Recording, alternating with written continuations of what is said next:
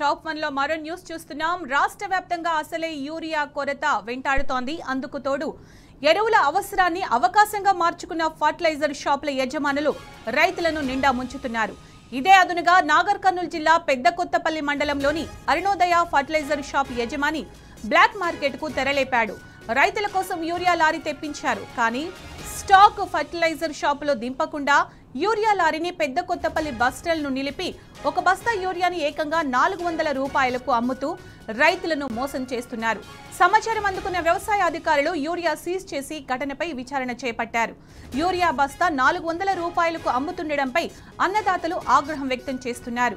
ఏమైనా బస్తా urea ఇప్పించలేక BJP, Congress ఒకరిపై ఒకరు నిందలేసుకుంటూ కాలం గడిపేస్తుండడం అన్నదాతలను అరిగోస పెడుతున్నాయి. కొరత ఉందని ఒప్పుకోరు, లేదని ఇప్పించలేరు. ఇదంతా అటు కేంద్రం ఇటు రాష్ట్రం కలిపి ఆడుతున్న దాగుడు మూతలు. బీజేపీ, కాంగ్రెస్ కలిసి చేస్తున్న రాజకీయ క్రూర పరిహాసం. అధికారంలో ఉండి ఆపలేక ఎందుకే డొల్ల మాటలు రేవంత్? సాగు పన్నులో ఉండాల్సిన రైతుని బజారుకు లాగింది కాంగ్రెస్ అసమర్థ పాలన కాదా? బస్తా యూరియా కోసం పడిగాపులు పడేలా చేసింది హస్తం నేతలు కారా? ఏ ఊరికి పోయినా యూరియా కరువు కనిపిస్తోంది. అగచాట్ల ఫోటోలు, రైతుల శాపనార్థాలు కాంగ్రెస్ నేతల చెవికి ఎక్కడం లేదా? ఇక వనపర్తిలో తాజా పరిస్థితిని మా ప్రతినిధి నరేష్ అడిగి తెలుసుకుందాం. నరేష్, వనపర్తిలో ఎరువులకు సంబంధించి తాజా పరిస్థితి ఏంటి? బ్లాక్ మార్కెట్ జరుగుతున్నట్టు తెలుస్తోంది కదా. సునీత, ఉమ్మడి మహబూబ్ నగర్ జిల్లా వ్యాప్తంగా రైతులను యూరియా కొరత తీవ్రంగా వేధిస్తుంది. తెల్లవారుజాము నుంచే కేంద్రాల వద్దకు చేరుకొని యూరియా కోసం పడిగాపులు కాస్తున్నారు. తిండి తిప్పలు మానేసి క్యూ లైన్ లో ఉంటున్నారు రైతులు. అయినప్పటికీ కూడా ప్రభుత్వానికి చలనం లేకుండా ఉంది. రైతులకు యూరియాను సకాలంలో అందించడంలో కాంగ్రెస్ ప్రభుత్వం పూర్తిగా విఫలమైంది. నిత్యం రైతులు ఇబ్బందులు పడుతున్నప్పటికీ కూడా ప్రభుత్వం పట్టించుకోవడం లేదు. స్థానికంగా ఉన్నటువంటి ప్రజాప్రతినిధులు ఎవరు కూడా అటువైపు కన్నెత్తి చూడడం లేదు. కనీసం యూరియా సప్లై మీద ఇప్పటి వరకు జిల్లా ఇన్ఛార్జి మంత్రి గాని, జిల్లాలో ఉన్నటువంటి మంత్రులు గాని ఎవరు కనీసం రివ్యూ కూడా పెట్టలేదు. దీంతో రైతులు సకాలంలో యూరియా వేయకపోతే పంట దిగుబడి తగ్గుతుందని, దిగుబడి సరిగా రాదని చెప్పి రైతులు ఆవేదన చెందుతున్నారు. చాలా చోట్ల పిల్ల పాపలతో కలిసి భార్యాభర్తలు కలిసి క్యూ లైన్ లో నిల్చుంటున్నారు.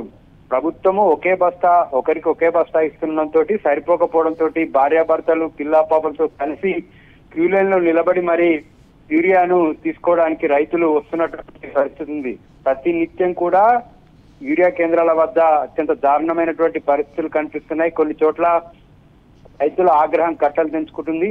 ఆత్మకూరు పిఎస్సిఎస్ వద్ద క్యూ లైన్ లో చెప్పులు పెట్టి ఉదయం నుంచి సాయంత్రం వరకు ఎదురు చూసినటువంటి రైతులు యూరియా స్టాక్ లేదనేటటువంటి బోర్డు పెట్టడంతో ఆగ్రహంతో కౌంటర్ మీదకి ఒక రైతు రాళ్లు విసిరినటువంటి ఘటనను మనం చూస్తాం. మరోవైపు మహబూబ్ నగర్ జిల్లా కేంద్రంలో క్యూ లైన్ లో నిల్చున్నటువంటి రైతు మూర్ఛ వచ్చి కింద పడిపోయాడు. ఇటువంటి ఘటనలు జరుగుతున్నప్పటికీ కూడా రైతుల యొక్క అవస్థలను ఇటు మంత్రులు ఇటు సీఎంతో సహా అందరూ కూడా అపహాస్యం చేస్తూ ఇబ్బందులను హేళన చేస్తూ బీఆర్ఎస్ పార్టీ మీద నెపాన్ని నెట్టేస్తూ వాళ్ళు కాలం వెల్లదిస్తున్నారు. కానీ నిజంగా క్షేత్రస్థాయిలో ఉన్నటువంటి రైతుల ఇబ్బందులను మాత్రం ప్రభుత్వం గాలి కొదిలేసింది. వారిని పూర్తిగా పట్టించుకోవడం మానేసింది. కాంగ్రెస్ ప్రభుత్వం ఘోరంగా విఫలమైందని రైతులు మండిపడుతున్నారు. Sunitha. Right Naresh, thank you.